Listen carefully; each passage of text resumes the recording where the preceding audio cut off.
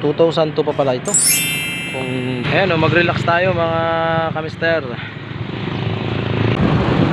Yee! Yun, good morning mga kamister. Bale, ito ngayon, nagatid ako ng aking estudyante sa school. Medyo makulimlim ang panahon ngayon. Kaya yung mga magbabiyahe dyan, ingat-ingat tayo lahat. At magdala ka din ng kaputi. Pupuntahan natin yung tulay dito sa may malapit sa likod ng Pacific Mall. Maganda kasi ginawa nila parang tawag dito, seawall. Seawall yun, seawall. Tayo yung mamamasyal mga kamister. Mamamasyal ng kauntian. Mga recrap na.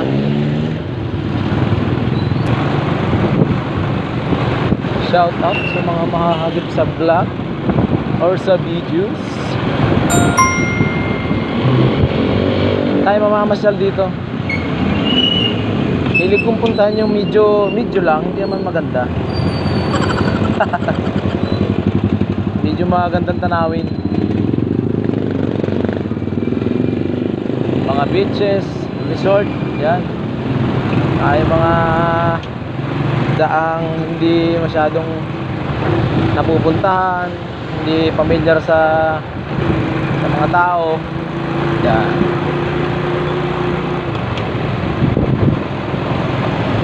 Yun, no?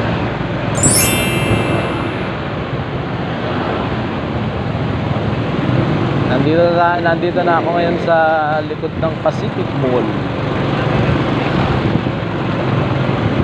Ito yung tulay. Kung mapapansin natin dito kung may napapansin ako dito sa tulay na to, 2002. Yun, pamuhat pala dito, may basketballan. May basketballan pala dito sa ilalim mga kamister. Ganda oh.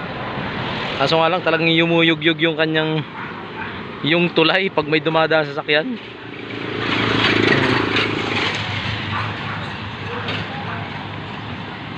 Ganda. Ginawa na tong kalsada oh. Dati hindi to kalsada. Kaya napadaan ako dito.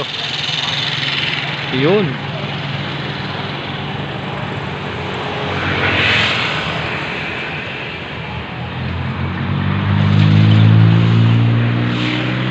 Yun yung mga construction workers.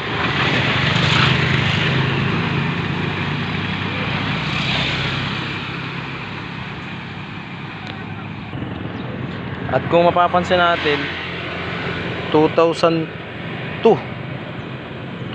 pa pala ito. Kung ganun ang kanyang logo. Ayan, mag-relax tayo mga kamister.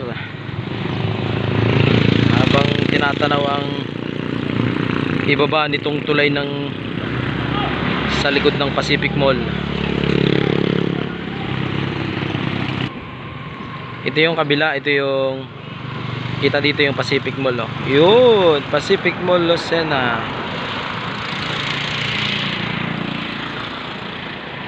Ayun oh. Labo labo.